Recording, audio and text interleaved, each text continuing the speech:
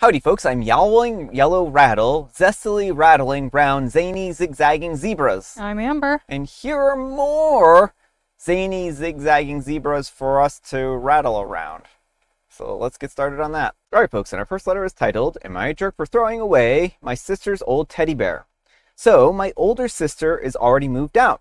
She drove up to our city to stay over last weekend. I mentioned offhandedly that I had decided to finally give my room a makeover and declutter a lot of the kid stuff that I had in my closet. She just said that was nice. Now, today, she messaged me asking me to set aside an old teddy bear that used to be hers. Of course, this is just after I got done cleaning up yesterday. I basically gathered all the toys that I didn't want to keep, and I showed them to my mom, and she picked out some to give to our toddler brother or to donate, and she said the rest weren't good enough shape, including a bear. And my mom asked me to take those out with the trash. Well, my sister is upset with me for not checking in with her first, and she asked me to try and get it out of the dumpster.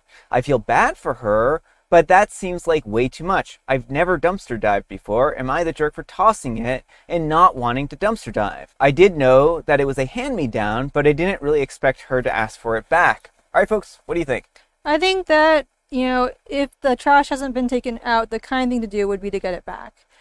I understand that OP doesn't want to dumpster dive, but, they really should have checked with the sister first before getting rid of something that was sentimental to her. It sounds like OP was very well aware this was the sister's, and it wasn't like oh, I forgot this was even yours situation. So it's, yeah. I mean, I think that this is more just like a classic kind of miscommunication type of situation. Maybe the sister expected OP to keep it or didn't think that OP would toss this, and thought that it would have more sentimental value than what OP actually had with it. I don't think that there was any malice here. I think that OP and their sister just have very different opinions about what was valuable, and it sounds like it was a hand-me-down in OP's possession for a long time, and OP decided that they didn't want it anymore, and it sounds like it was in pretty ratty condition for OP to want to get rid of it. But I do understand the sister, where she's coming from here and wanting it back because it's a sentimental toy and she may have, really been wanting it back. And I do think, though, the nice thing would be to go out to the dumpster and see if she can get it out of there. Because if it's just a small, nice, gesture that OP can do, then that would be really nice of them to do that for the sister. I mean, depending on how long ago it was, it just sounds like it was the other day. So it shouldn't be too hard to identify the trash bag that OP threw in there and just pull it out and grab the bear. But let me know what you folks think. So anyhow, take care and good luck. Alright folks, and our next letter is titled, Am I a Jerk for Starting to Watch an Anime Without My Girlfriend After She Kept Putting It Off for 2 months? To begin with, I know that getting into a fight over an anime sounds absurd, but that's just how it turned out. Also, my girlfriend is very into together activities and likes doing everything possible together. I've wanted to watch Re:Zero for a long time. 2 months ago, I suggested that we watch it together because I thought that she would like it. She said yes, but every time I suggested watching it, there was work, she was tired, and then she wasn't in a good mood, and finally, she was just asking me to watch a different series with her. So I didn't really pressure her. After I decided that she wasn't interested, I didn't want to say that directly to her, so I started watching it on my own. I asked her about it once again, but her default thing was to put it off. I really enjoyed it, and within a couple of weeks now, I'm on the 3rd season. 2 days ago, she messaged me saying that she was finally ready to give Re:Zero a shot. I honestly told her that I was already on season 3, but that I could rewatch the first episodes with her or pick another anime that would just be our thing. She got upset and she said that I should have asked her again because it was our plan and that partners don't do that. I replied that I had waited a month and didn't know that the plan was still on if she kept putting it off. Now she's upset. I feel dumb because the argument was just really about anime, and it looks now like I wanted to punish her. But in reality, I was just tired of waiting and thought that she wasn't interested in it. Am I the jerk? All right, folks, what do you think? No, I mean, it seems like by procrastinating, I can understand why OP thought that she was done with it. And so, maybe he could have clarified a little more, but honestly, I don't think he's in the wrong for making that assumption. The girlfriend should have been clearer if she had a timeline that she was serious about this. Yeah, I mean, I think whenever you want to put something off, I think you need to give like a definite date on a calendar when you want to actually start doing it. So I think if she had said, and it's understandable because life does get busy and stuff like that, and maybe Mm-hmm. she was just not in a place where she could watch it. But like you don't have to watch the whole thing all at once either, right? Like 20 minutes here, 20 minutes there. Maybe these are long episodes that are like an hour long, I don't know. But if they're really long episodes, then maybe they could have just scheduled like a date night to do this on. Mm-hmm. And I can understand OP's read here on the situation because like if somebody kept putting something off for a long time for something that I wanted to do, I probably would assume that it was just not their cup of tea and they were just trying to be polite. Mm-hmm. So I totally get where they're coming from here because I feel like I could misread a situation like that as well. But I think the way I probably would have handled it differently was just to say, it would have been to say, oh, hey, uh, I'm not sure that you're actually interested in this. And if that's the case, that's fine. I'm going to start watching this on this date. And if you're not interested in it by then, that's, when it's going to be started or something like that, right? Yeah.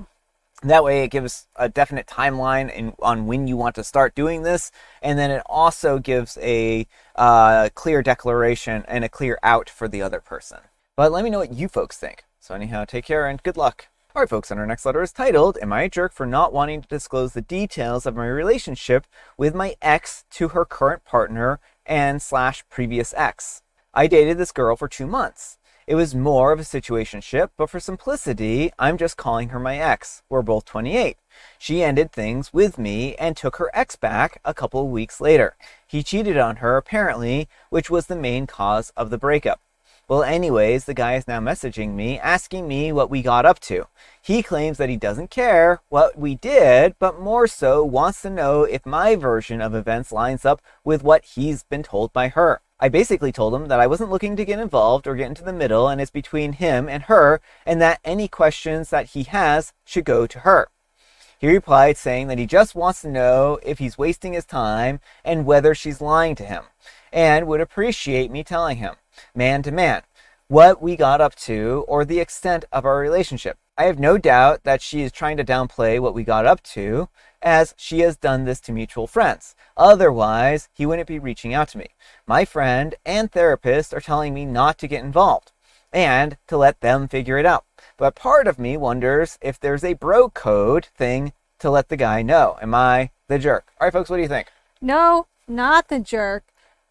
This is none of his business. Like, he can talk to his partner. If he doesn't trust her, then maybe it's time they break up. But if you're reaching out to random people, like, the trust is already broken. Yeah, and plus, like, what trust? He cheated on her? Right. Well, the idea that she shouldn't have done anything with anyone while they were officially broken up. Yeah. Like, The only thing that I would say is that OP reaches out to her and says, hey, your ex or your boyfriend is currently trying to reach out to me to figure out what we were up to together here. Then that way she can make a decision, right? That was actually what I was going to suggest, is reaching out to her if he feels comfortable and sharing this information. Mm-hmm.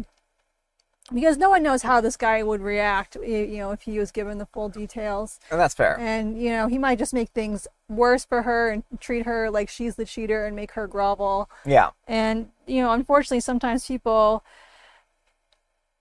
when they feel like they love someone, they will put up with horrible abuse. Yeah.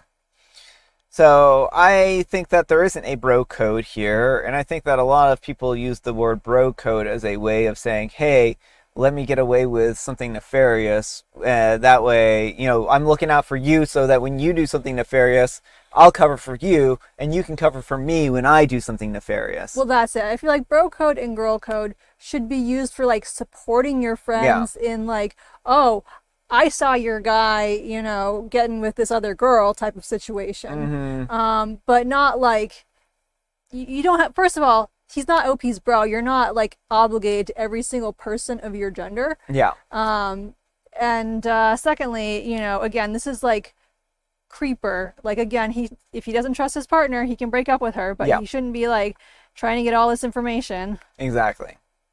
But let me know what you folks think. So anyhow, take care and good luck. All right, folks, and our next letter is titled, Am I a Jerk for Going on a Trip with My Best Friend? My best friend won a first class, 1 week, all expense paid trip for two to Europe.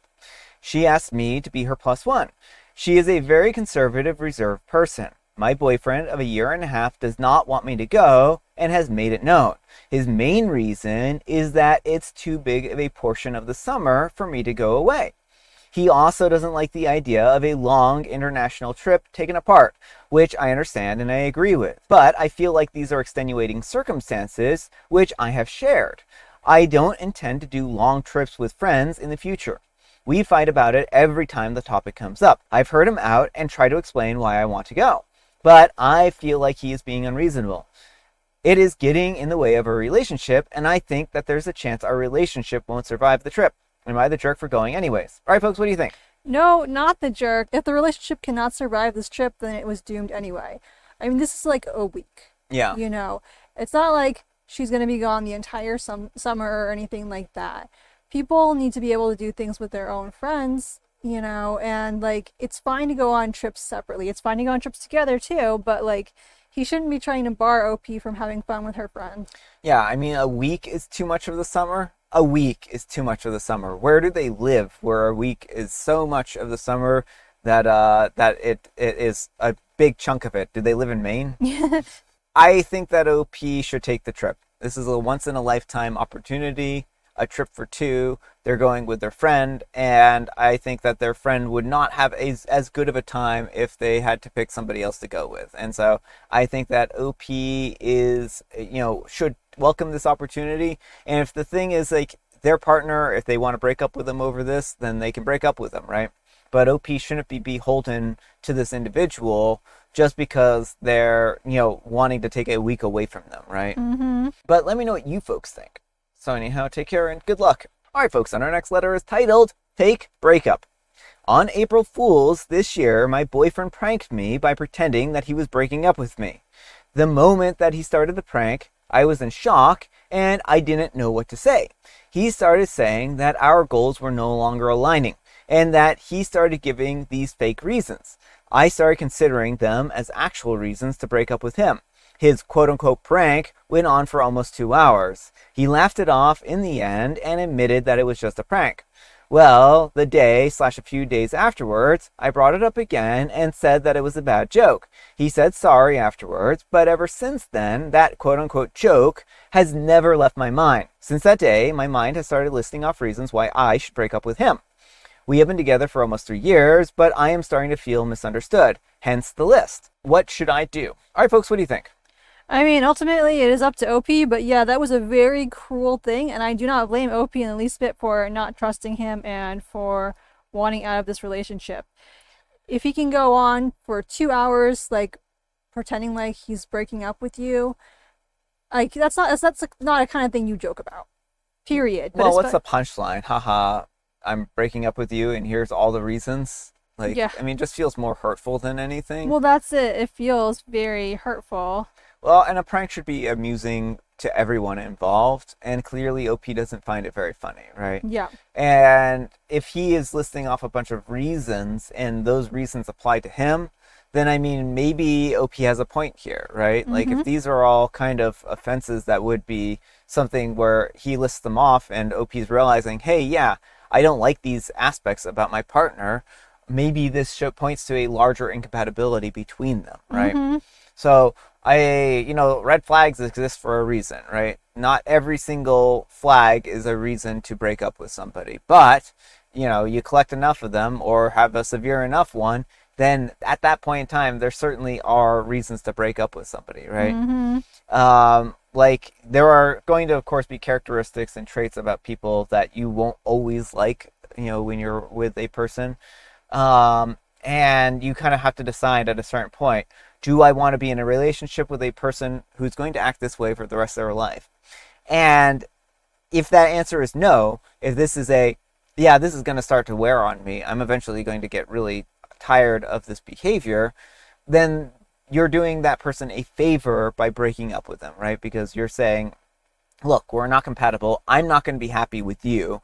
I want you to change, and that's not going to happen. You're not going to be happy with me wanting you to change. And so really, I think this shows a deeper disconnect between our personalities, right?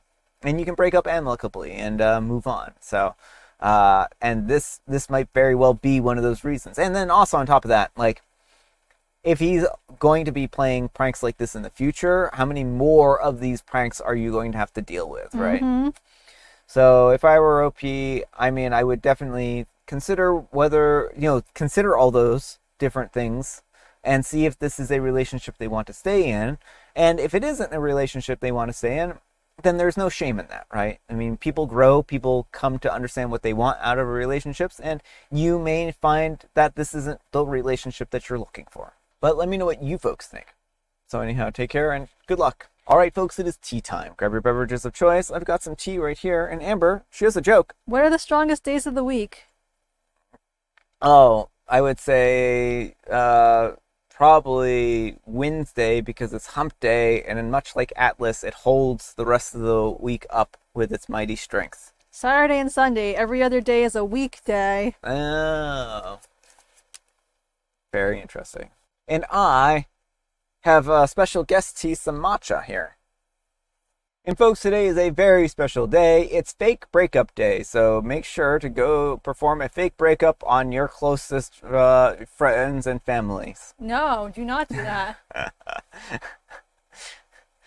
I'm just kidding, folks. Please don't do that. All right, folks, that's all the time we have for today. Thank you so much for watching. Happy terrific Tuesday, spelled TWO. Amber, we need some kind of moral advice and or guidance, and please have it on bad pranks. Don't prank people about breakups. Probably. But thanks so much for watching, and we'll see you all tomorrow. Bye.